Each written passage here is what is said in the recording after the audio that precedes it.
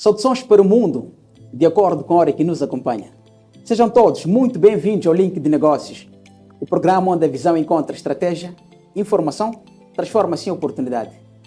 Cada história que vai ver nesta tela é sobre coragem, desafios superados e sonhos que tornaram-se realidade. Aqui, recebemos empreendedores e empresas que desfilam suas marcas, serviços, campanhas, produtos e ideias. Quem sabe, esta pode ser só a oportunidade de se inspirar, descobrir setores em alta, encontrar produtos com grande procura ou até perceber como aceder ao crédito e microfinanciamento. São histórias reais de quem começou pequeno e cresce com inteligência e mostra para o mundo que Moçambique, África, está construindo o futuro. Este programa alia inspiração, educação e denúncias de más práticas de negócio para informar, motivar e criar confiança no ambiente empresarial de Moçambique e do mundo. Hoje, no nosso programa, vamos receber, ou melhor, recebemos alguém que trilhou o caminho do empreendedorismo com garra e determinação, superou obstáculos, enfrentou desafios e transformou uma ideia em negócio que impacta a nossa comunidade. O nosso convidado de hoje é o Pereira Noquanha. Os seus feitos fazem jus à sua reputação. É escritor de 2 obras. Uma delas é o tema de hoje. Pensamento do empreendedor. Com estas obras, você pode sim melhorar o teu know-how, ter garra nos negócios, perceber quais são os desafios do empreendedor e também sobre crenças. Empresário ativo de 2 ou mais empresas e traz consigo o legado de seu pai, Daniel Noquanha, um nome respeitado no mundo dos empresários, no mundo empresarial de Moçambique. Seja muito bem-vindo, Pereira Noquanha. É uma honra recebê-lo. Muito obrigado.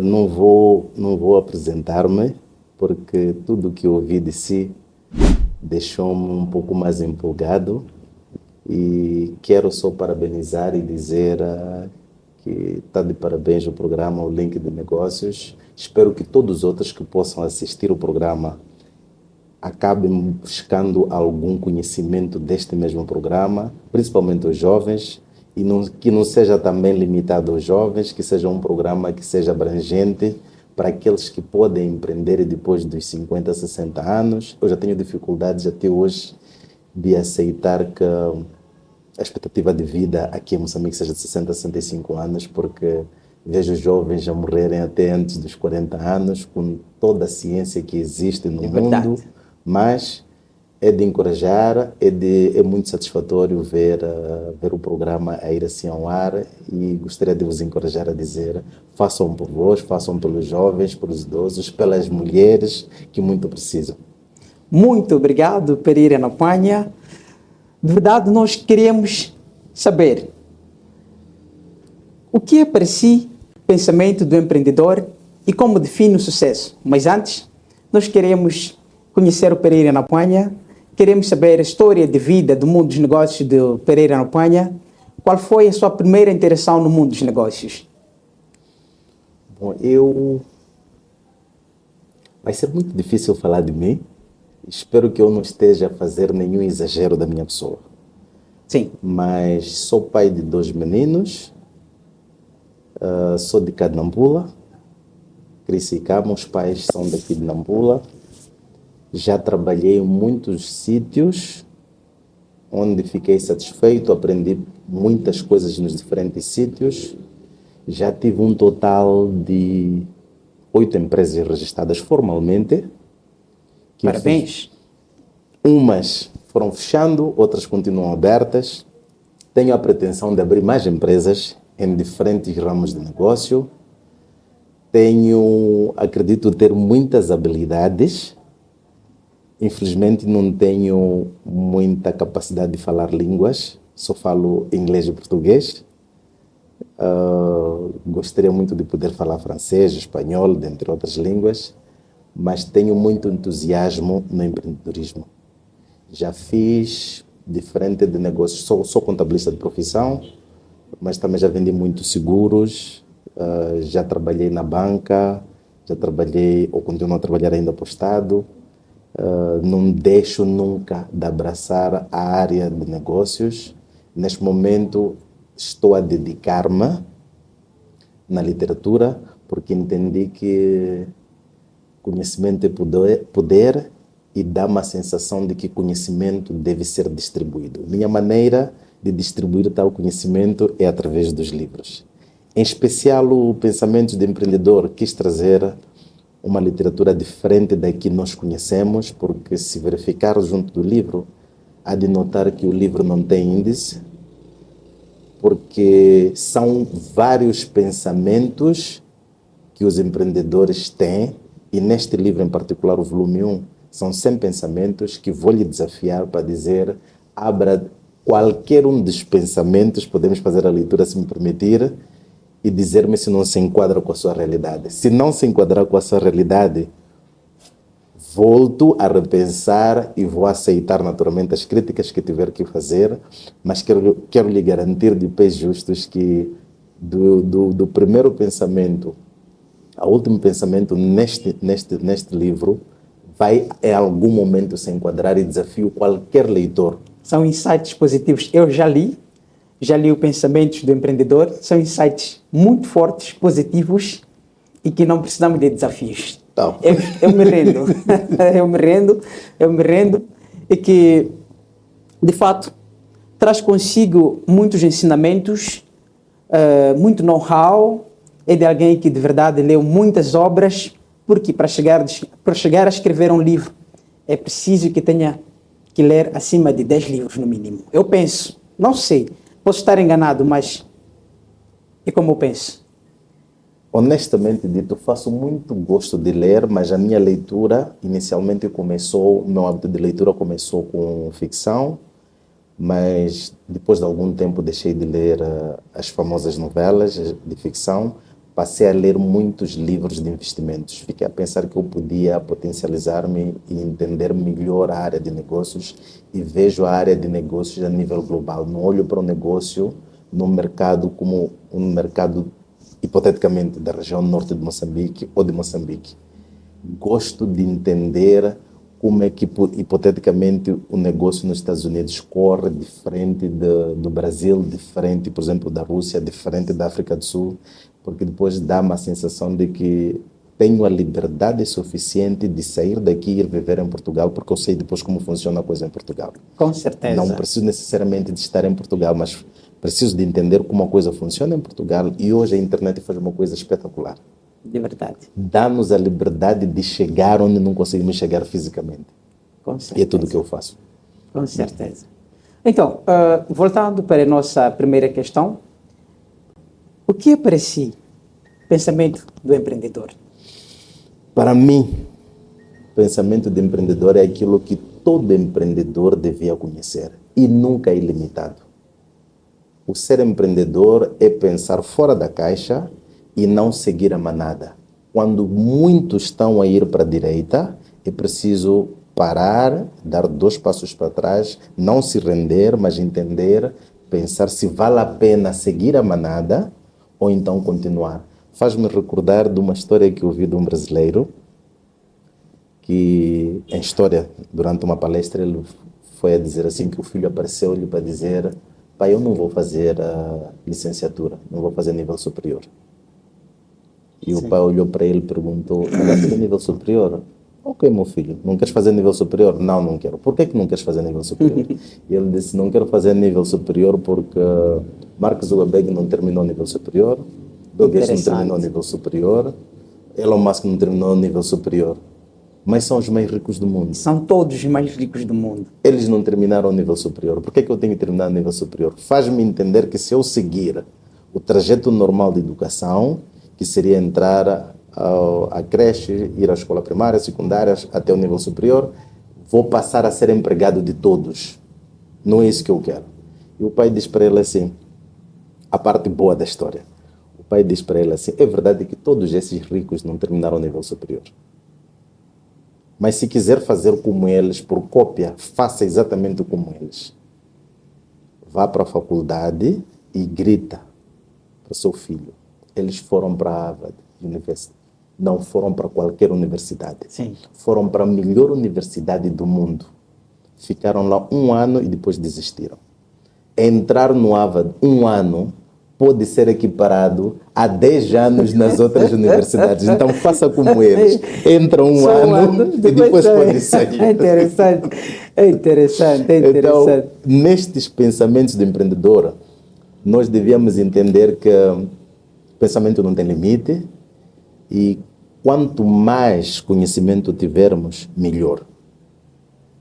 Conhecimento, continuo a dizer, é poder.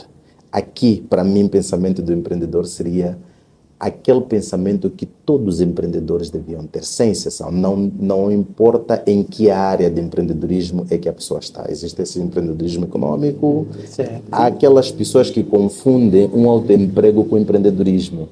Eu olho para alguns jovens que fazem, não quero fazer referência a nenhuma marca. E como é que seria mesmo autoemprego e empreendedorismo? Qual é essa? Se eu for um dentista, se eu for um advogado, Sim. Pereira, teria muita dificuldade de encontrar um dentista, um advogado e chamar-lhe de empreendedor. Porque o dentista não tem condição de chamar um assistente e dizer assim, quando eu não estiver, atenda o Ribeiro e depois ele vai te resolver. O dentista ou o advogado não tem condição de sentar e dizer assim, quando eu não puder estar disponível para ir ao tribunal, tu podes ir na minha posição. Uau! Não tem condição. Automaticamente eu estou a fazer um autoemprego. Se eu não estou, a coisa não acontece. O ser empreendedor quer dizer que eu crio sistemas e mecanismos de deixar a coisa funcionar mesmo na minha ausência. E desafio-lhe a dizer, todos os empreendedores com reconhecimento internacional não sentam na empresa, nem conhecem o negócio na totalidade. Eles iniciam, entendem o negócio na primeira mão, mas depois eles têm que libertar porque já não conseguem abraçar. É preciso chamar especialistas nas diferentes áreas, mecanizar, criar sistemas para dizer, mesmo quando eu estiver a dormir, a coisa continua a funcionar. É assim que como eu defino o empreendedor. Agora, e sucesso? Sucesso pode ser definido sob vários pontos de vista.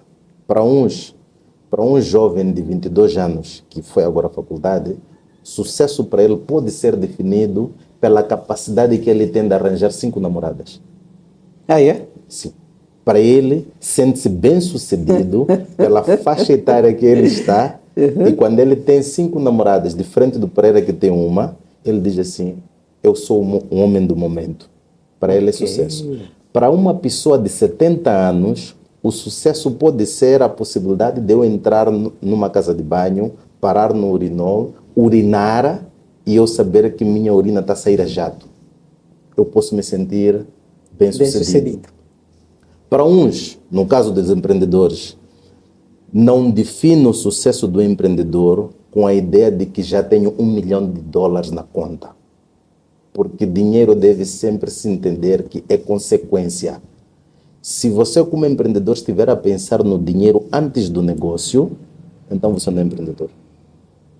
Porque os empreendedores sempre iniciam sem dinheiro e dinheiro vem atrás. A primeira coisa que o empreendedor deve fazer é dizer, ok, eu tenho esta ideia, vou pautar pela ideia, vou investir na ideia mentalmente, não pelo dinheiro.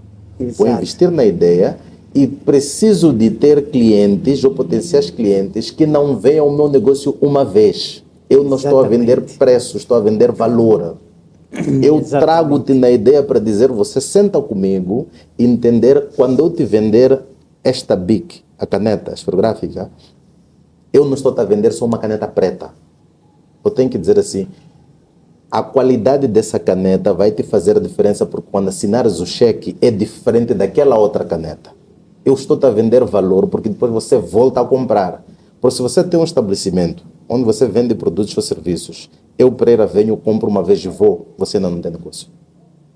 Eu tenho de voltar, tenho de ter memórias para sempre que tiver necessidade. Em primeira mão eu tenho que pensar naquele negócio do Pereira, porque depois eu volto para comprar o serviço ou o produto do Pereira. Quando eu tiver o retorno, quer dizer que eu criei um valor sobre aquele negócio, sobre aquela pessoa. Os bons vendedores conseguem dizer assim, ok, tu queres comprar um jogo sofá, estou a vender mobiliário.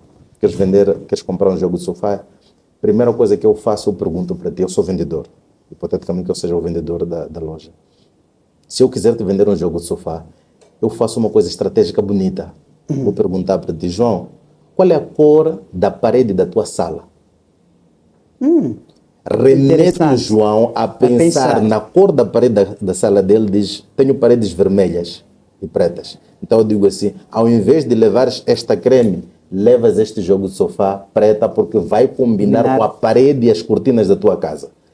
A partir desse momento, eu estou a convidar o João a levar aquele jogo de sofá, olhar para a parede da casa dele, pôr o jogo de sofá na casa dele e não tem margem de dúvida, ele já idealizou a casa dele. E uma persuasão positiva mesmo.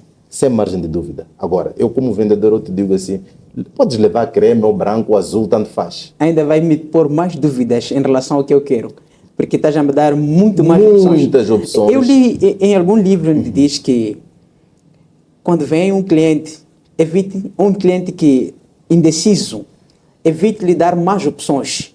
Quanto mais opções você lhe der, ele vai ficar mais indeciso ainda. Então, reduza o nível de opções e lhe dê valor. Não lhe fala de preço. Exato. Há pessoas que não têm problema de preço. Não. Dá-lhe opções de preço, mas tens de lhe dar valor sobre o produto ou serviço que estás a vender. Eu não posso vender-te, eu sou contabilista de profissão, mas se me pedires serviços de contabilidade, eu vou dizer-te, meu preço são $5.000. E tu dizes assim, não, Pereira, é muito caro. Eu só posso pagar 2. Eu vou deixar-te com os teus 2. Porque eu já venho com um valor meu. E esse valor é definido por mim. É pelos serviços de habilidade ou capacidade que eu tenho. Eu não vim vender-te um serviço à espera que tu me dês teu valor sobre os meus serviços, porque eu conheço o serviço. Eu posso dizer assim, eu consigo, se eu for um mecânico, eu consigo ouvir o barulho do carro e eu dizer assim, esse carro tem um problema de cardan, porque eu conheço. Eu digo, não mexa mais nada, dê-me uma chave de fenda, eu vou ao cardan, eu mexo no cardan, em 5 minutos tens o problema resolvido. Mas também podes ter um outro mecânico que vai te levar todo dia para desmontar o carro todo, para ficar numa oficina bem aprumada, para depois de 5 dias dizer assim, o carro tem problema de cardan, mas já está resolvido. Pagas o primeiro ou o segundo, com mais valor. Em princípio, vais pensar que é melhor pagar esse que levou 5 dias, porque ele desmontou o carro, arrumou. Eu havia de pagar aquele de 5 minutos. Porque ele sabe onde ir tocar. Então, quer dizer que o preço dos teus serviços vão de acordo com o valor que você dá a si mesmo. Sem exageros. Porque há estudantes recém-formados que só dizem assim, já me formei, sentei na carteira, 4 anos tenho canudo. Sim. É preciso falar com propriedade. É preciso conseguir parar e dizer assim, tenho canudo sim, mas também tenho experiência. Mais do que o canudo é a experiência. Se eu tiver que, se o link de negócio tiver que me perguntar, Pereira, sentas agora quantos anos de experiência que tens de contabilidade, eu vou dizer-te, cá entre nós, vou dizer-te tenho 10 anos. Mas se perguntares para mim, eu não te digo tenho 10 anos. Eu vou dizer tenho uma década de trabalho. Dá no mesmo, mas é da maneira que a abordagem que eu trago para ti. É diferente eu dizer-te que tenho uma década, é diferente de eu te dizer que tenho 10 anos. É mais apreciável eu dizer-te que tenho uma década de trabalho, de experiência, ao invés de eu dizer que tenho 10 anos de experiência. Para um inexperiente vai dizer que tenho 10 anos de trabalho. Por que não disse que tenho uma década? É invulgar, transmite-te um senso de muito profissionalismo. Uma década. Parece ínfimo, parece uma coisa mais pequena do que 10 no pronunciamento. Mas é mais lógico dizer tenho uma década do que 10 anos. Dá no mesmo. O resultado é o mesmo. De fato. Mas o impacto que eu trago até si é diferente. Sem margem de dúvida. Muito bem. Então, estaria eu errado em dizer que o começo de um negócio não depende do valor, mas sim do 70% de acreditar. Como já escreveu no seu livro, que disse, tenha 70% de crença em si mesmo para começar um negócio. Há uma coisa que muitos empreendedores têm dificuldade de fazer. Desacreditam no seu próprio negócio. Alibaba. Alibaba é uma empresa de logística pertencente ao Jack Ma. Chinês, foi aos Estados Unidos, estudou, terminou a faculdade, foi pedir emprego em 33 outlets da McDonald's para servir hambúrgueres. Foi rejeitado. Provavelmente olharam para a altura dele, é chinês, é pequenino, é baixinho nos Estados Unidos. Não conseguiu. Voltou à China e depois de ter estudado, não ter conseguido emprego nos Estados Unidos, voltou à China, chamou 3 colegas antigos da China para fazer o serviço de logística, que hoje é conhecida como Alibaba. Sim, sim, sim. Desacreditaram porque na China, na altura, não tinha internet a funcionar. Mas ele acreditou na ideia dele. Acreditou na ideia dele, insistiu, persistiu na ideia dele. Hoje, Jack Ma é o chinês mais rico da China. Interessante. Ele só teve que acreditar. Vou contar uma história minha, naturalmente eu não tenho a riqueza que o Jack Ma tem. Mas vai chegar até lá. Mas acredito que hei de chegar lá. Meus pais mandaram-me para estudar no Zimbábue, fiquei 12 anos no Zimbábue. Nunca tinha pensado em voltar para cá, mas depois acabei voltando para cá. Passei a trabalhar em diferentes instituições e no meu último emprego que me recordo oficialmente tido foi num banco comercial. Pedi demissão do banco comercial porque acreditei que eu podia abrir um escritório de contabilidade e dar consultoria financeira. Era aquilo que me fazia sentir bem. Saí de onde eu estava numa boa posição, pedi demissão, fui trabalhar no meu escritório, onde eu tinha um único cliente que me pagava, sem exagero, em torno de 5% do meu salário. Saí da minha zona de conforto, fui para aquela zona de desconforto, porque quando estás no desconforto, tem sempre ideias a funcionar.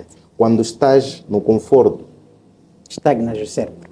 O cérebro diz, não, Pereira, descansa, estás bem, estás com um bom salário, tens viatura, tens telefone, queres mais o quê? Queres mais o quê? Estás a pagar a escola dos meninos, tens uma esposa, tens uma família, basta. Tens uma casa, está perfeito. E não passa de uma vida medíocre? Sempre. Não passa. Não passas porque vais continuar no mesmo ritmo e depois ficas na corrida dos ratos. Sempre atrás das cenouras, que nunca chegas a comer. É normal para o marketing, é hiper normal. Mas eu consegui sair, sentei e vou dizer, passei muito mal. Fiquei com um único cliente, sem exagero, durante um exercício econômico. Atalhos? Não usaste atalhos? Não, infelizmente não. Não usaste atalhos? Não. Só que, porque persisti tanto, hoje eu consigo lhe dizer que tenho uma carteira acima de 50 clientes. Já tive a oportunidade de abrir escritórios em Nampula, em Pemba, em Nacala, em Maputo. E depois concentrei, neste momento só temos escritórios em Nacala e Nampula. Mas nunca tinha pensado que teria esse escritório. Se me perguntares agora, eu vou dizer-te, tenho ainda o sonho de abrir escritórios em Nampula, Beira, estrategicamente em Maputo. Os tais filhos que retratam no livro, os tais filhos. Sim. E compara agora, acabou, temos um problema que não é só um problema de Moçambique, temos um problema generalizado da África. Nós temos riqueza não explorada, temos pensamentos para a nossa realidade, possíveis de serem realizados, mas não pensamos nos nossos sucessores. O grande problema dos nossos empreendedores são esses. Quando os empreendedores morrem, o negócio também morre. Porque o negócio fica na pessoa. Não são criados sistemas e não são criados sucessores de negócios. Diferentemente da cultura indiana. Eu já até queria falar um bocado, mas há uma diversidade quando se trata dos indianos. É cultura. Os filhos dos indianos, dificilmente você vai lhes ver na faculdade. Vai lhes ver nas escolas, normalmente. Eles aprendem em casa. Aprendem em casa e chegam os pais aos escritores ou aos negócios e prontos. Anos depois, ele é o dono do negócio. Sabe por quê? Tudo que nós fizemos, quando feito com alguma constância, vira hábito. É como correr. Se levantarmos hoje para ir correr, todos os dias, 5h30, nós saímos para correr 30 minutos, 30 minutos, 30 minutos. No final de 30 dias, vira hábito. É como leitura. Não consegues ler muito, lê uma página um dia, outro dia lê outra página, outro dia lê outra página. Vais entender que no fim de 90 dias estás a ler 10 páginas num dia. Sim. Simples. Sim. Mas é preciso começar de algum ponto. É aí onde começa a grande dificuldade, no dar o primeiro passo. Os Sim. indianos é uma coisa espetacular e não sei porque que nós não aprendemos. Nós temos filhos a partir, vou levar a cultura dos gregos. Os gregos são considerados adultos a partir dos 16 anos. Os 16 anos acredita-se que é aquela idade, 15, 16 anos, que é aquela idade que eles têm habilidade de leitura. Basta saber ler, já é considerado adulto. Uns têm mais habilidade de leitura aos 13, 14 anos, mas basta ele saber ler, já é considerado adulto. Aqui em Moçambique, nós temos uma dificuldade de diferenciar um adulto se deve ter 18 anos ou se deve ter 21 anos. Sim. Mas mesmo com os 21 anos, ele tem dificuldades de leitura. Desculpa lhe cortar. É mesmo interessante e este ponto não pode passar, não podemos passar para um outro ponto antes de falarmos deste ponto de leitura. Qual é o problema que constatou na sociedade moçambicana? Esta nação, qual é o problema que tem com leitura? Nos outros países, um livro destes, aqui em Moçambique já devia virar best-seller. Um livro deste. Por exemplo, quando falamos do livro do Napoleão Hill, não é? O Mais Rico que o Diabo, ou qualquer outro livro, vende acima de 100 mil. 100 mil cópias. E tá bom. Será que nós não acordamos e perceber que também a literatura, não só como educação, mas pode virar um negócio certeiro que deixa pessoas milionárias? Porque eu acho que assim que nós conseguirmos, Moçambique, fazer com que as pessoas tenham o hábito de leitura, tenham paixão por leitura, as pessoas vão comprar livro. Porque os livros, não quer dizer, porque eu li este livro daqui a um mês, eu já bebi de todo o conhecimento deste livro. Ainda vou precisar de ler de novo. Ler de novo. Por isso que é importante cada um ter uma biblioteca, não é? Então, qual é o problema? Eu preciso saber mesmo. Eu acho que o grande erro está no nosso sistema. Nós deixamos de acreditar no sistema de educação, naqueles... Bom, não sei que idade é que tens, mas também não me diga a tua idade.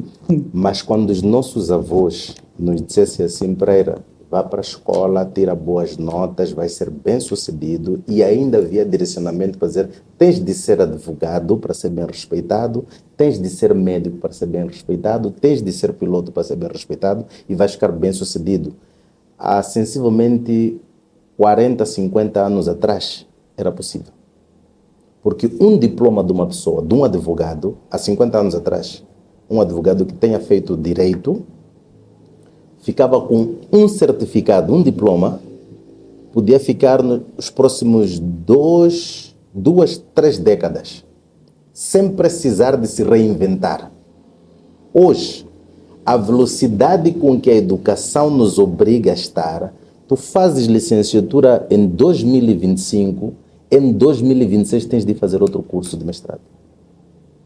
Porque as leis estão a correr, não para. Se você adormecer com o teu certificado 2 anos, quando vais ao mercado de emprego, tudo já mudou. O que quer dizer que nem os nossos pais, nem os nossos avós conseguem dizer assim, Pereira, vá para a escola e é direto. Quando terminares a faculdade, tens emprego. Já não há isso.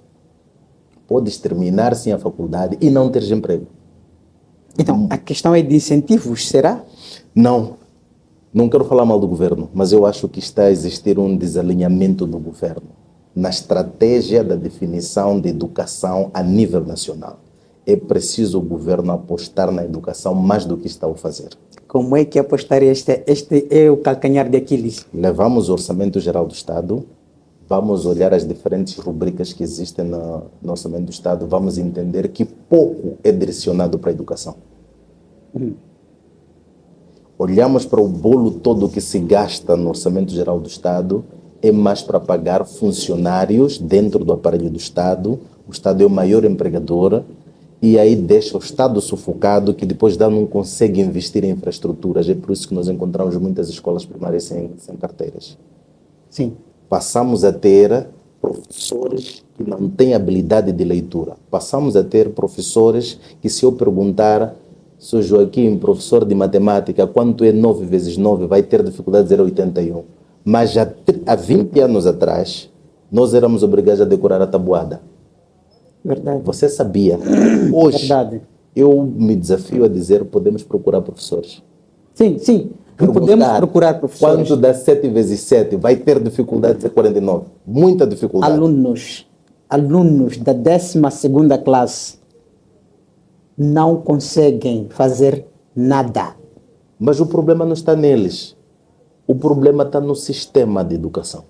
As leis impostas para a educação. Nós temos uma educação que diz você só precisa de ir para a escola. Simplesmente. Por isso que tem as passagens automáticas. Não é, nem é de todo mal existir a passagem automática. Não. Será? É o meio em que nós estamos a fazer chegar a informação. Eu posso ter muita boa vontade de fazer chegar uma informação até assim, mas se não estiveres preparado para receber, a informação não entra. Eu é que estou com vontade de te passar a informação, mas tu tens de ter a mente aberta, assim como disse Sócrates, um filósofo todo renomado, que todos nós conhecemos. Ele diz assim, eu só sei que nada sei. Quando disse que nada sabia, não estava a dizer que não sabe de nada, porque nós sabíamos que ele era um sábio. Sim. Então não estava a dizer que não sabia nada. Ele só estava a abrir a mente para dizer assim, tudo que tiver que vir como conhecimento, eu estou com a mente aberta. E reconheço que eu não sei tudo. Mas nós já encontramos muita gente hoje que diz assim, eu já fiz minha licenciatura, fiz meu mestrado, então tens de me respeitar assim como doutor. Infelizmente, de fato, estamos nessa agonia de pensar, eu só quero ser respeitado como um doutor. Mas conhecimento como tal, deixamos... Não tem. Deixamos então, tocando mesmo nesta parte sensível da educação, qual seria? Porque são muitas disciplinas, desde a base, são muitas disciplinas, e que nem levamos como profissão, não usamos para nada do nosso futuro nessas disciplinas. Qual seria a disciplina que anularia no Sistema Nacional de Educação? Eu diria que havia de ser com muita tendência. Os professores têm de ter habilidade de reconhecimento da capacidade do estudante. Nós temos que conhecer o estudante. Sim. Mas o erro começa quando nós temos uma turma de 60 estudantes. A capacidade que o professor tem de identificar os melhores alunos numa turma de 60 é reduzida. Se tivéssemos turmas máximas de 25, o professor estaria em melhores condições de dizer assim, nesta minha turma de 25 estudantes, este vão para a área econômica, este mais vão para as ciências. Mas numa turma, eu arrisco-me a dizer que tem turmas do ensino primário que chegam a 100 estudantes numa turma, 100 alunos numa turma. Mesmo para o professor decorar o nome deles todos, existe sempre uma dificuldade que no fim de 8 meses, has de encontrar um professor a perguntar ao aluno dele, como é que te chamas? Sim. No fim de 8 meses. Sim. Está com ele todos os dias, exceto os finais de semana. Mas ele tem dificuldade de decorar os nomes, porque não há condição. Aqui o governo tem que investir e dizer, vamos criar condição, mecanismos, naturalmente, de investir na educação e nós passarmos a acreditar há 30, 40 anos atrás, o ensino secundário, o ensino público, se fazia valer na nossa sociedade. Nós tínhamos orgulho de dizer que eu estudo na escola Y, que é pública. Hoje, Sim. mandar teu filho para uma escola privada já não é luxo. Não é? É necessidade, porque as escolas do ensino público, o próprio ensino está desalinhado. E nós temos aqui um problema que não é de Moçambique. É um problema da África, onde estão-nos a ensinar a fazer as coisas. Não estão-nos a ensinar a pensar fora da caixa. Estão-nos a ensinar a aprender deste ponto até este ponto. Acabou. Você só tem de aprender a contar de 1 a 1000. Prontos. Então não pensa fora da caixa. Os nossos manuais são assim, então tens de aprender só aquilo que está nos manuais.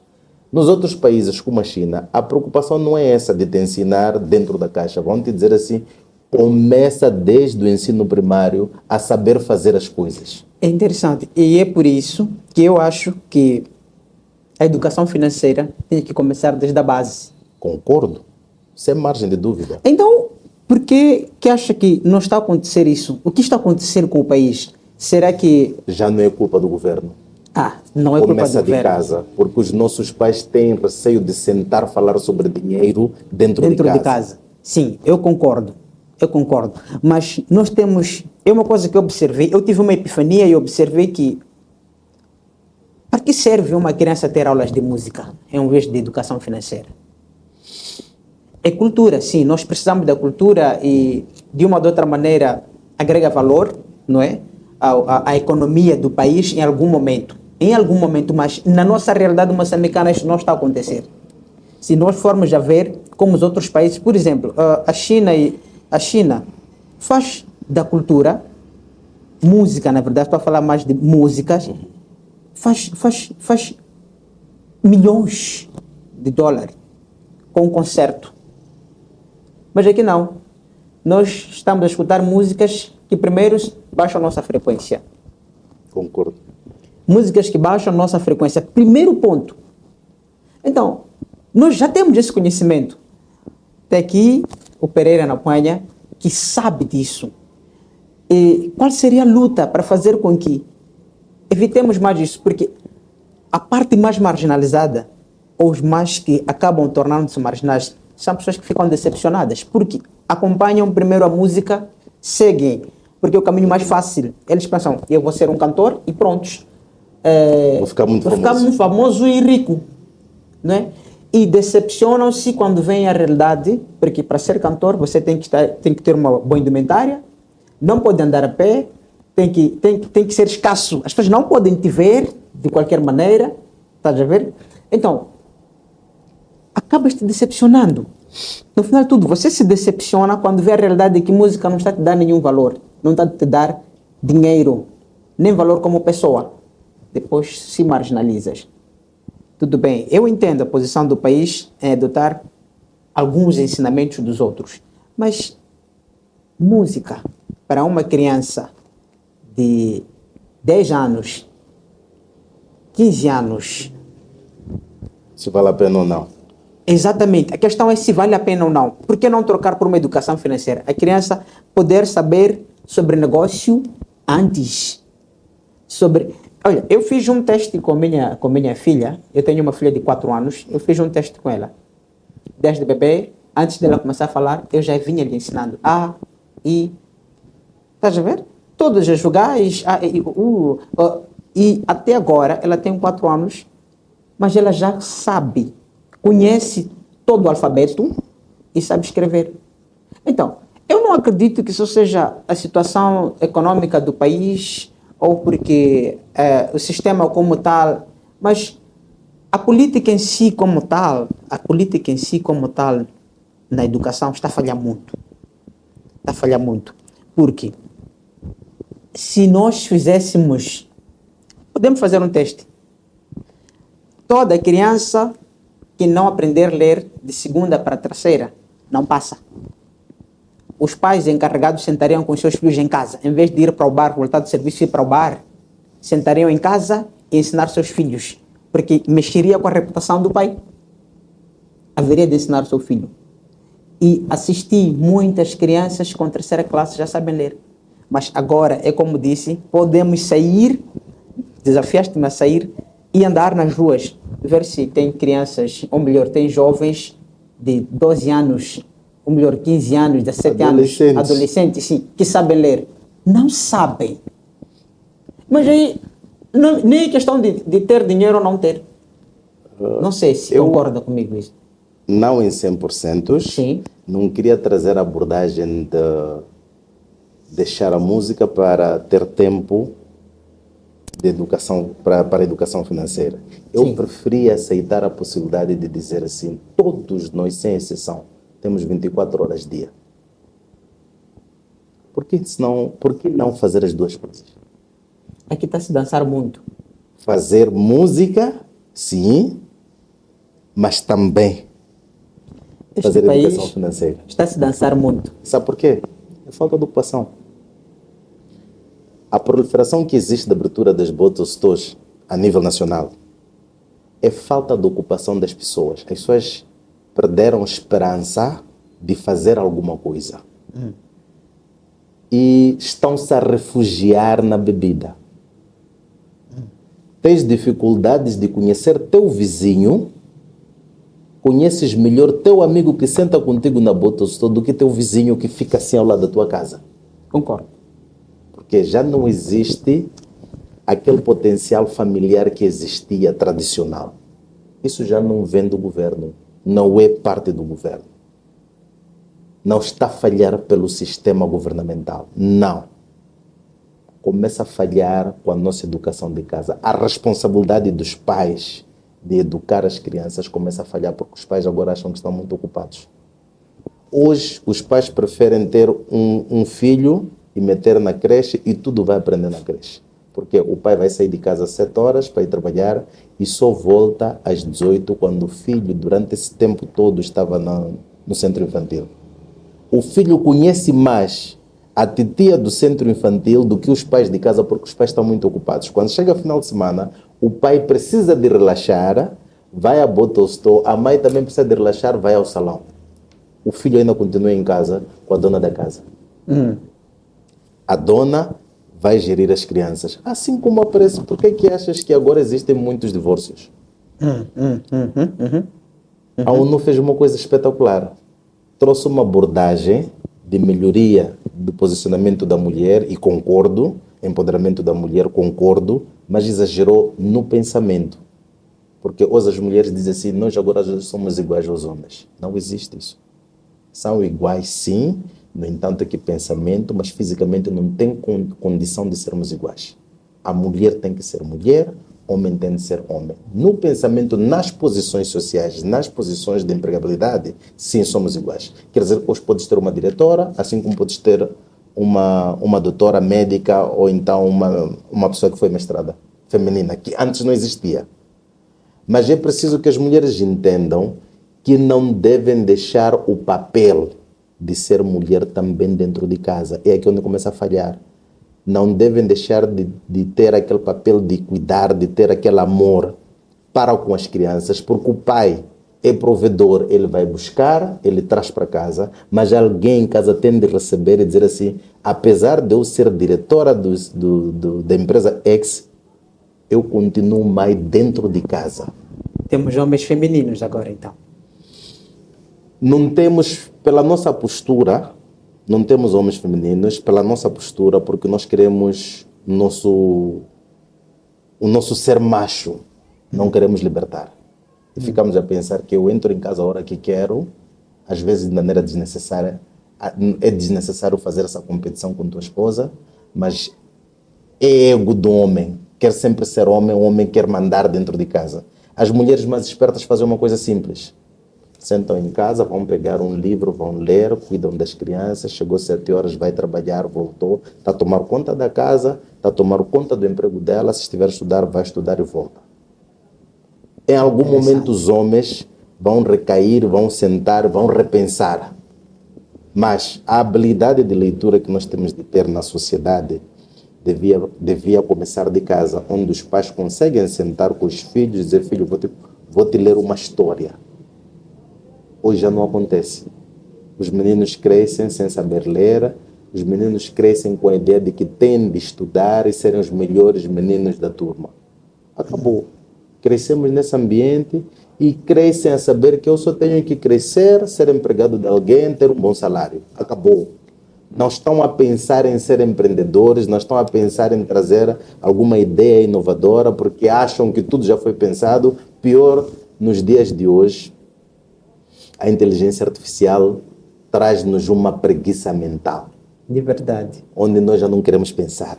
Tudo que você precisar, pega o telefone. Tem resposta para tudo. Então, no mundo dos negócios, por que a opção mais fácil é sedutora e perigosa? Por quê? Porque é mais simples. E tudo que é simples não é bom. É como os negócios rápidos. Se tiveres um negócio que sabes que vais implementar hoje, vais investir 200 mil meticais hoje e vais ter a capacidade de retorno daquele valor nos próximos 3 meses, não é negócio. Fizeste uma coisa rápida que tenho dificuldades de dizer que seja negócio, porque tu vais investir 200 mil meticais nos próximos 3 meses, tens mais 200 mil meticais. Vais cair. Não crias sistemas, não te faz pensar a médio e longo prazo, faz-te pensar a curto prazo. E tudo o que quiseres fazer de investimento a curto prazo é um negócio instantâneo. E tudo que é instantâneo também cai rápido. É preciso criar base, estrutura para dizer, opa, assim como Roma não foi construída em 1 ano, é preciso você entender que eu quero fazer um negócio com sucessores para durar muitos anos, mesmo depois de eu morrer.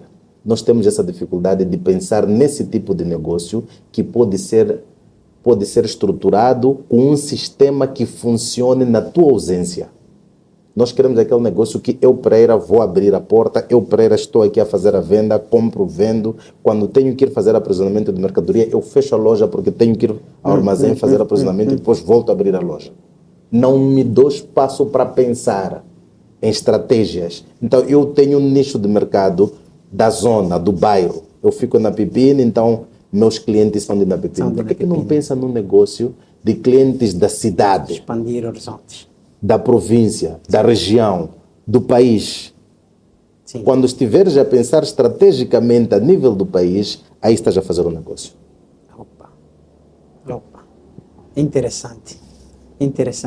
Então, qual seria a atitude mais positiva para os jovens que estão a entrar no mundo dos negócios quando tem muitos que desacreditam neles?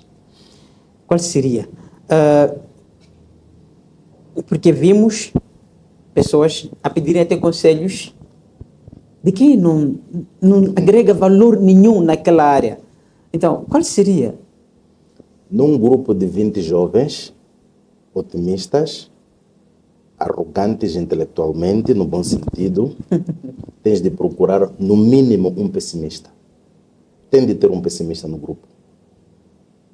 E é uma coisa, tem de ter um pessimista porque os outros 19 são a manada. Aquele pessimista vai te dizer assim, cuidado, vai dar errado. E muito provavelmente vai dar errado. Porque tens de cair 7 vezes, mas tens de levantar 8. Sempre. Tens de cair e aprender com os erros, porque se não aprenderes com os erros, cometeres os mesmos erros, aí já é burrice. Porque já passaste por isso. Mas mais do que isso, tem uma escritora americana que fez uma escultura. Ela chama-se Bob Carline. Ela fez uma escultura de um homem a esculpir-se. Onde diz assim, aquela escultura tem o nome de self-made man. Onde diz, não espera ninguém vir te fazer, tu tens que te esculpir. Não espera alguém vir te dar a mão. Tu tens de criar condição de aprender todos os dias com alguma coisa. Ao invés de perderes tempo numa conversa banal com alguém, podes perder tempo, se calhar na rede social, a ver, por exemplo, como fazer os primeiros negócios na África. Vais aprender sempre alguma coisa. Aquela conversa banal que tens no quintal com um guarda ou com um primo, não te agrega valor.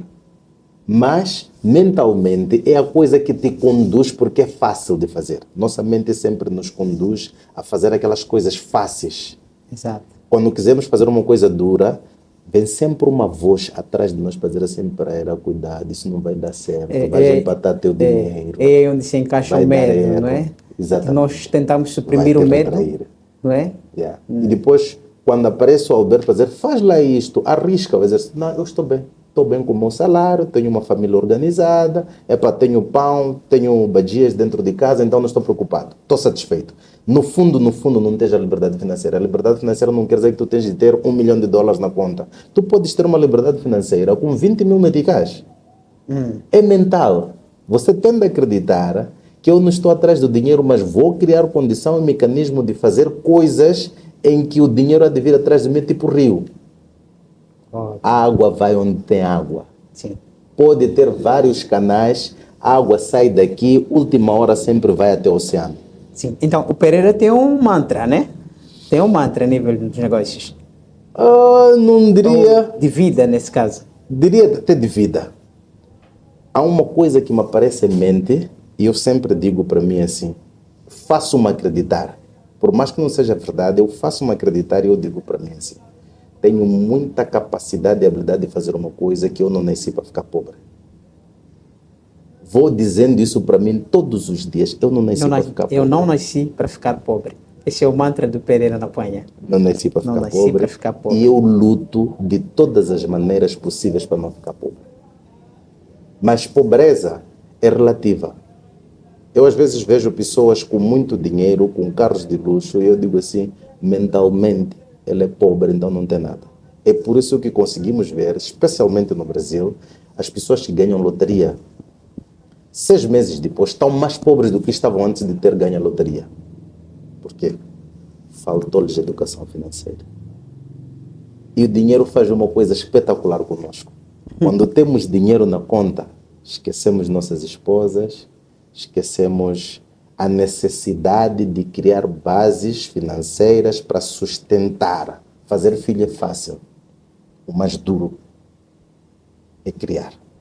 Fazer negócio, o primeiro negócio é fácil. O mais duro é criar estrutura de sustentabilidade daquele negócio. Certo. Fazer casa até pode ser fácil. Mas mais do que isso, o mais duro é manter aquela casa com estrutura suficiente para quando haver necessidade de pintura, você pintar. Quando haver rachaduras, você parar com a rachadura. Quando tiver infiltração, você resolver o problema da infiltração. Não adianta tu teres 10 casas e não consegues fazer manutenção de nenhuma das casas. Vais te empobrecer mais. É isso que acontece com as pessoas que ganham loteria. Falta-lhes a educação financeira, e essa educação financeira deve ser entendida que não é só para as pessoas que fazem economia, contabilidade ou gestão, mas também até o nível do médico, até o mecânico precisa de ter educação financeira, porque em algum momento ele tem um rendimento, tem um salário dele, ele tem de fazer gestão daquele salário dele. A partir da altura que ele tem um salário, tem uma fonte de receita, ele precisa do mínimo de educação financeira para gerir aquele salário dele nos 30 dias. Há pessoas que recebem no dia 25, até dia 5 do mês seguinte, o salário já foi, acabou. Tem mais 20 ou 25 dias à espera do próximo salário. Mas há pessoas que recebem menos do que aquela pessoa, daquela outra pessoa, mas conseguem gerir e ficar 30 dias. Neste livro, A Visão Financeira para Casais Cegos, traz uma abordagem de casais que compartilham ideias e compartilham salários, os rendimentos, onde eu, Pereira, junto da minha esposa, vamos sentar, vamos acumular nossas pequenas economias e vamos dizer assim, vamos dividir esta totalidade de receitas que nós temos, 20% para investimento, 30% para nossos investimentos, para reservas, 50% para as nossas despesas correntes. É preciso dizer assim, poupo aqui e faço investimento aqui. Os outros 50% têm de fazer cobertura das nossas despesas fixas mensais. Pagar energia, pagar água, pagar a escola dos meninos, blá, blá, blá. Mas uma pequena percentagem tem que ser para poupança, outra pequena percentagem tem que ser para investimento. E depois eu digo assim, mas eu pessoalmente ganho 7.500 meticais.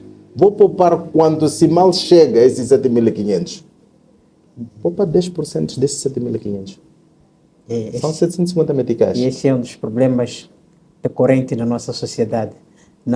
Não sabemos distinguir os passivos dos ativos. Não conseguimos. Mas uma casa, vou arriscar-me a dizer, e também estarei no livro, vou arriscar-me a dizer que ativos e passivos são vistos de ponto de vista da pessoa que os tem. Contar agora uma casa é um ativo ou um passivo. Provavelmente, se for um contabilista, vai dizer, é um ativo porque é estrutura. Sim. Comprei, então tenho um ativo. Exato. Mas pode não ser. Não é? Pode ser um passivo. Exatamente. Pode me criar tanta dificuldade financeira na vida, uma casa ou uma viatura, que é inimaginável. Eu posso ter um carro e esse mesmo carro ser um ativo ou ser um passivo. Sim. Vai passar a ser um ativo porque uso o carro para o rendimento que eu tenho até o final do mês, uso o carro para me transportar e fazer outros negócios, mas também posso ter aquele carro para guardar na garagem e tirar uma vez por semana, no final de semana, e depois ele já fica com um problema de um filtro, vazou um pneu, mais uma bateria, tenho que pôr, passa a ser um ativo porque passa a ser um passivo porque só me tira dinheiro. Mas se eu estiver a usar a mesma viatura para fazer outros negócios, se me perguntares agora, Pereira, por que é que tu havias de comprar um carro de luxo? Eu diria-te assim, sempre que eu tiver dinheiro vou comprar um carro de luxo. Por quê? Porque eu preciso de uma imagem social de negócios, não uma imagem social de brincadeira, por conta daquele carro. Se eu tiver, não quero falar de marcas de carro, mas se eu tiver um carro de 1975, ano de fabrico, 1975, devo imaginar que não é num modelo recente. Provavelmente não tem Wi-Fi, não apanha, não apanha internet e coisa parecida. Não tem Bluetooth, não tem nada. Mas estou com o meu carro de 1975. E depois aparece o Pereira que tem um carro de 2020. Tem tudo menos nada com todos os sensores possíveis. Nós dois somos dois profissionais técnicos bons economistas, bons advogados. Vamos a uma empresa, vamos trabalhar, vamos a uma entrevista de emprego. O que é que achas que vai acontecer com aquele bom advogado que tem um carro de 1975, diferente daquele bom advogado que tem um carro de 2020? Credibilidade. Simples. Credibilidade. Simples. Você pode ser bom, mas a aparência vai contar sempre. Não tem como. Conta muito. A aparência vai contar. Teu modo de vida vai contar. Onde tu vives vai contar. Com quem tu sentas vai contar. Sim. E fiquei satisfeito de ter ouvido quando cheguei aqui. Eu disse para o colega, não estou a ver agora, há muito tempo. Ele disse, não, já não ando em muitos sítios. Deu-me a entender que o foco agora é outro. Já não ando em muitos sítios, já não ando nesses muitos sítios que me fazem gastar dinheiro. Estou mais concentrado agora, então estou a fazer poupança, estou a fazer outro tipo de vida. Quando chega dia 31 de dezembro, há uma coisa espetacular que as pessoas deviam fazer, mas não fazem. Sentam e dizem assim, poxa, esse ano já acabou, não consegui fazer isto, fizemos um balanço hipotético, não deu para fazer aquilo, mas próximo ano, vou fazer. Mas do dia 31 a dia 1, passamos todos bêbados, não estamos lúcidos, nem para pensar naquilo que queremos fazer em 2026. Passam 5 dias de 2026, de repente já estamos a trabalhar outra vez. Estamos no serviço, perdemos os 5 dias porque o nosso corpo já não aguentava, estava tão alcoolizado que não nos deu espaço de pensar. Em bom rigor, as pessoas deviam sentar e dizer assim, ok, dia 1 é o primeiro dia do ano, vou sentar, vou pegar minha agenda, vou fazer meu plano anual, o que eu quero, o que eu não quero para este ano. Que mudanças é que eu quero a todos os níveis, a nível de saúde, nível de conhecimento, nível de investimento, nível social, o que é que eu quero com minha esposa, o que é que eu quero com os meus filhos e tudo. Faça isso por escrito. Incrível que pareça, ao apontar na agenda tudo o que nós queremos durante o ano, faz-nos sempre voltar à agenda para nos cobrarmos e entendermos que, pá, eu disse que iria fazer isto, disse que iria fazer aquilo, então tenho de fazer. Quando nos escreves, ninguém te cobra. Não te cobras e tu deixas. E é fácil de viver assim. É por isso que muitas vezes nós não gostamos. Amanhã. Ontem, curiosamente, eu estava a falar com alguém e a pessoa me perguntou, Pereira, vais lançar 3 livros? Eu digo sim, no dia 3 de fevereiro eu vou lançar 3 livros, 3 obras literárias. E a pessoa me perguntou assim, Pereira, como é que tu fazes isso? Sentar para escrever? Eu digo assim, eu faço uma coisa simples. Vou te dar uma fórmula e também posso partilhar consigo a fórmula que me faz escrever o livro. Eu chego de serviço, tomo banho, sento, escrevo. Ligo o computador, escrevo. Quando estou cansado, desligo o computador, vou descansar. Fórmula simples. Fórmula simples. É simples para o Pereira Noponha, que já está neste mundo, mas para uma pessoa normal, porque neste exato momento já não és uma pessoa normal. Uma pessoa normal, ordinária, é peso. Posso perguntar uma coisa? Sim. Conhece algum empreendedor ou algum inventor de alguma coisa que tenha sido normal? Não. Não. Eu também não me sinto Os normal. empreendedores não podem ser normais. Têm de ser anormais em tudo o que fazem. É. Têm de ser anormais. Quando olhamos hoje para Elon Musk não é normal. Não é. No comportamento, tu consegues perceber que ele não é normal. Quando olhamos para o Thomas Edison, que foi a pessoa que inventou a luz, ele não é normal. Por quê? Não é normal, porque quando ele chega e diz assim, primo, estou a pensar, fazer uma coisa que ilumina. E você fica a pensar, uma coisa que ilumina é uma coisa que acende. Exato. Quero trazer luz.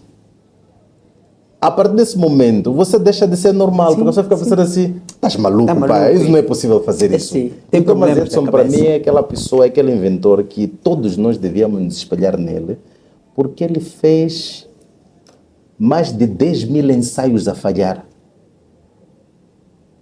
E o auxiliar dele disse assim, "Sr. Thomas", depois quando ele descobriu, eventualmente quando descobriu como chegar, a fórmula para chegar e fazer a luz, o auxiliar lhe perguntou, você falhou mais de 10 mil vezes. Como é que você teve essa coragem de persistir? Ele olhou para o auxiliar e disse, não, eu não falhei mais do que 10 mil vezes. Não, eu não errei em nenhum momento.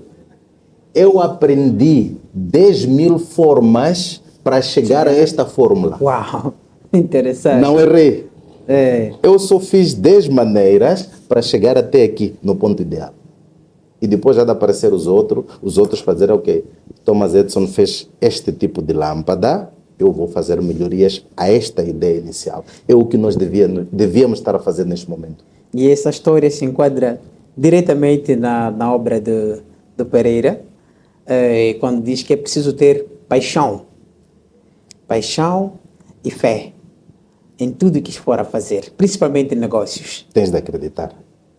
Se não acreditares, continuas. É como tu fazeres a mesma coisa várias vezes e esperar resultados diferentes.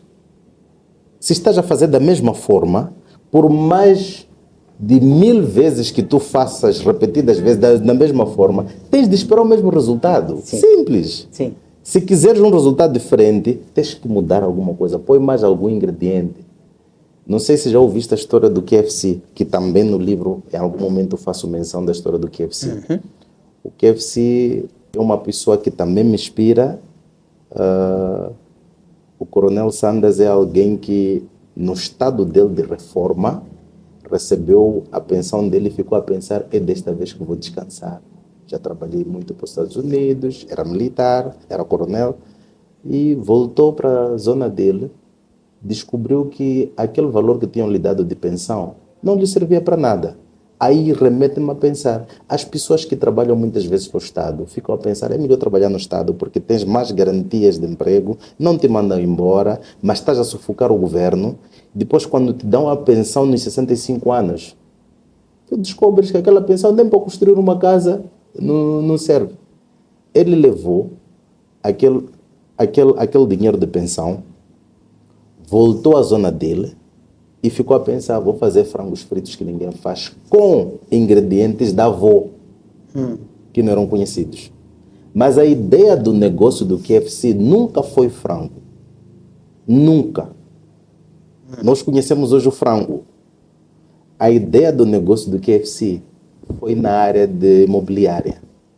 Ter terrenos, vender, mas enquanto isso vai ocupando o terreno a fazer venda de frangos. E depois ele entendeu, e depois de ter implementado, entendeu que fazia mais dinheiro com os frangos do que a imobiliária. Hoje KFC está a nível mundial. Tem outlets que nem sequer os netos conhecem. Naturalmente ele já morreu, mas tem outlets que nem os filhos conhecem porque pagam royalties e abrem. Em Maputo, vão abrir em Moçambique, vão abrir em Botsuana, vão abrir nos outros países e eles estão sentados nos Estados Unidos. Estão a receber os royalties da empresa, que é nome, mas na condição de dizer assim, nós vendemos valor, não vendemos qualquer coisa. Nós vendemos frango frito à nossa maneira, com alguns ingredientes. Então, é importante saber que tipo de ingredientes vamos pôr para te destacar como marca. Exato. E hoje, com as coisas que nós temos, que também vem no livro do Pensamentos do Empreendedor, uma das coisas que nós temos no dia de hoje, nós nos deparamos com muita publicidade. É só abrir telefone. Cabelos, comida, música, entretenimento, de todas as maneiras possíveis. E é só você ter dinheiro no bolso para ter a tendência. Quando te falta educação financeira, sempre que tiveres dinheiro no bolso, tem sempre uma coisa para onde gastar o dinheiro. Porque dinheiro é para ser gasto. Dinheiro não é para ser guardado.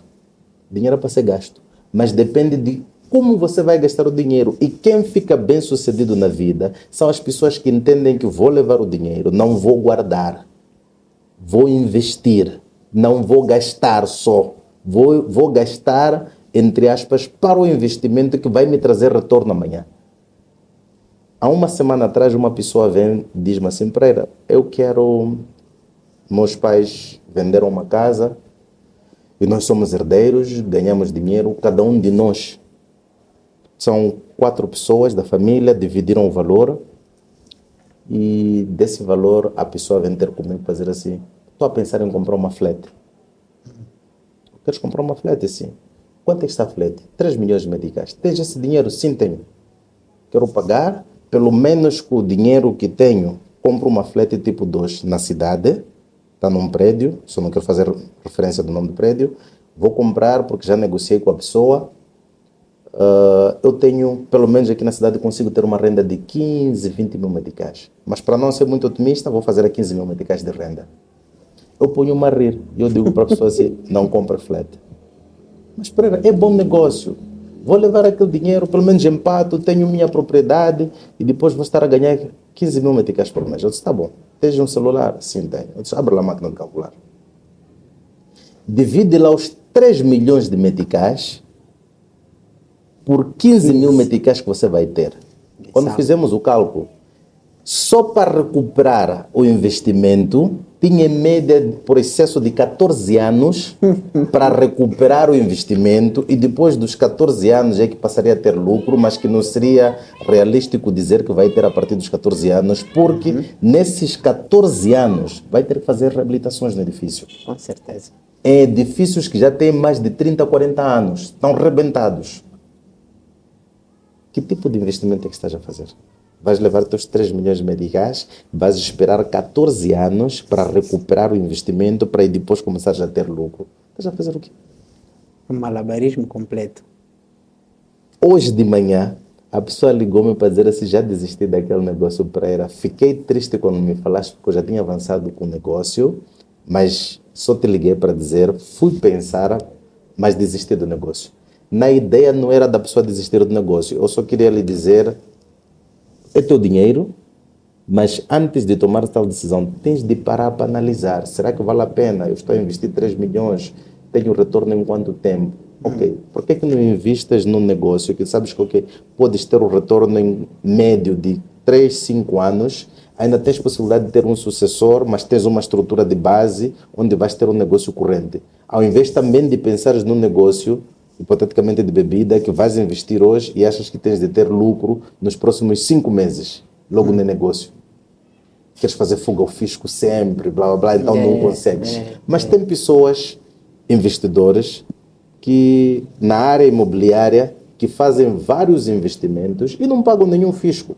Tem muita maneira de não pagar fisco, principalmente em área imobiliária. Vais levando o teu dinheiro, vai reabilitando outra casa, compra outra casa, então tu nunca tens lucro porque o pagamento do imposto é sempre feito em função da tua rentabilidade. E tu consegues provar que levei este dinheiro aqui, reabilitei isto aqui. Mas nós não gostamos muito de ter números no papel. Não queremos deixar registros. Exato. Começamos a falhar a partir daí. Se eu perguntar, tenho muita dificuldade de encontrar pessoas que consigam saber, com muita exatidão, quanto dinheiro é que gastam em casa por mês. Vão ter muita dificuldade de dizer. Sim. Tenho pessoas que têm dificuldade de dizer, ok, qual é teu nível de investimento hoje? Tu tens quanto? de ativos. Dentre vários ativos, tua casa vale quanto, teu terreno vale quanto, teu carro vale quanto, teus imóveis dentro de casa, tua geleira e tudo, vale quanto para você dizer assim, eu tenho hipoteticamente 2 milhões de meticais em bens. Vais descobrir que tu tens 2 televisores em casa, quando tu não precisas de 2 televisores. Se calhar precisas de um porque o outro sempre está desligado. Tens um televisor no quarto dos meninos, mas os meninos estão toda hora na sala contigo porque você os chama para sair do quarto para sentarem contigo na sala para verem televisão. Tens o televisor no quarto por quê? Por que não vendes aquele televisor, leva aquele dinheiro e faz uma outra coisa? Vamos descobrir que nós temos tanta coisa dentro de casa de maneira desnecessária. Por que não levamos essas coisas que nós não precisamos, vendemos, levamos aquele dinheiro, vamos investir numa coisa que pode nos trazer retorno? Nós ficamos a pensar que andamos muito ocupados, que não temos tempo para fazer isso. Muito bem. E para si que nos assiste a partir de casa, se comprar conosco a partir do nosso programa, os números vão passar na descrição. As obras do Pereira Noponha vai ganhar, através do nosso parceiro, Rádio Lever, um dia de beauty. Vais poder fazer unhas, make-up, tratamento facial, basta comprar conosco uma obra. As 10 primeiras pessoas que comprarem obra conosco. E então, voltando, Pereira Noponha, em relação aos negócios, quando é que nós podemos nos equiparar com uma crença limitante? Eu não diria que devíamos nos comparar, porque a crença limitante deve nos remeter a um posicionamento em que pensas numa coisa, mas te limitas. Sim. Tens um negócio e tu dizes assim, será que eu não posso atingir 200 clientes neste negócio? Depois tu, sozinho, paras e dizes assim, não, 75. Mas não encontras motivo que te leva a dizer, a dar-te este gap aqui de 125. E depois eu vou te perguntar, o que é que te faz acreditar que não vais atingir mais esses 125? Queres ficar nos 75 por quê? Por que não pensas nos 200 e depois passas a pensar nos 200? Nossa crença limitante dá-nos a sensação de que nós não podemos largar um osso. Quando estamos agarrados a um poder, temos que ficar naquilo, porque estamos na nossa zona de conforto. Mas os empreendedores não têm a tal crença limitante. Nunca. Arriscam. Assumem riscos. Vão com medo. Sempre. Como diz o Osho, em sua obra Coragem, diz que coragem não é ausência de medo. É aceitá-lo e continuar. E deixar de lado e continuar a andar. Eu acho que roubei algum pensamento, porque em algum momento, num dos pensamentos do livro, sim, dita um exemplo do soldado que vai à guerra, mas só regressa quando ele tem medo. É importante ter medo, mas mesmo tendo medo, tu tens que ir. Quando vais com medo, vais com mais cautela. Estás com medo de investir? Ainda bem. É preciso teres medo de investir. Mas mesmo assim vai. Vais com mais cautela. Agora, ires a saber, estás com medo de investir, mas mesmo assim começas a pensar, vou perder meu dinheiro. Tu tens 100 mil medicais, mas vou investir 75 só para eu ficar com 25. Vais cair.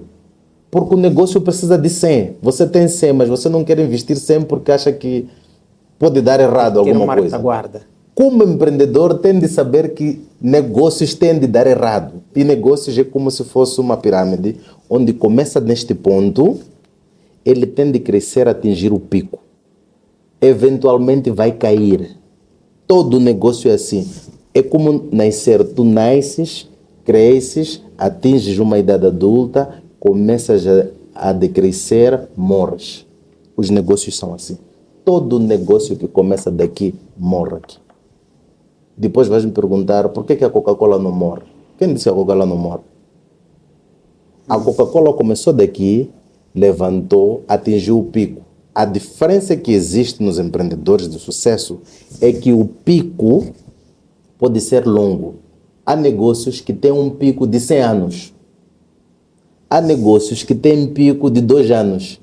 Então ele cresce, atinge o pico, só fica 2 anos e depois cai.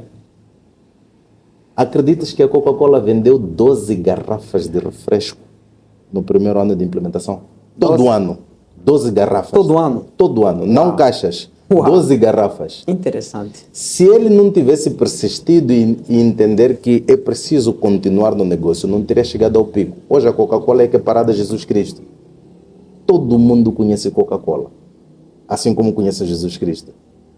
A publicidade que a Coca-Cola faz dá a sensação de alegria, paz, porque se olharmos, e é sempre no período natalício, onde eles fazem a oferta da Coca-Cola, apoiam um caminhão, põem os Jingle Bell a circular, dá-nos a sensação de refrescamento. Quando olhamos para uma publicidade da Coca-Cola, eles põem, não sei como se chama aquele vapor sempre a sair, sentimos aquele vapor a sair, depois tu vês a goela de uma pessoa porque ele tomou a Coca-Cola. E nós ficamos a pensar assim, eu quero ter aquela sensação. Exato. Simples como isso.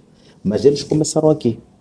Começou aqui, não tinha nada, foram elevando, atingiram o pico, estão a conseguir manter no pico. A grande dificuldade que os empreendedores têm é de manter o negócio, não é de criar um negócio. Todos nós podemos criar um negócio. Provavelmente até podemos evoluir, porque na altura da criação do negócio nós evoluímos porque há uma expectativa boa no seio dos potenciais clientes. Os clientes olham para aquilo como uma novidade. Atingimos o pico, mas quando atingimos o pico é preciso nos renovarmos continuamente para continuarmos aqui no pico, porque sempre aparece um vizinho que diz assim, o Pereira está a ganhar muito dinheiro por causa daquele negócio, eu também vou fazer aquele negócio. Passamos a distribuir naquele nicho de clientes que tínhamos 100. Quando entra um concorrente, entra um outro marketplayer no espaço, no mesmo nicho, aqueles 100 já não são teus 100, porque os outros, porque não são fiéis a ti, não há fidelidade no negócio, eles vão se ocupar a ir experimentar o outro concorrente. Aqueles 100 já são 50.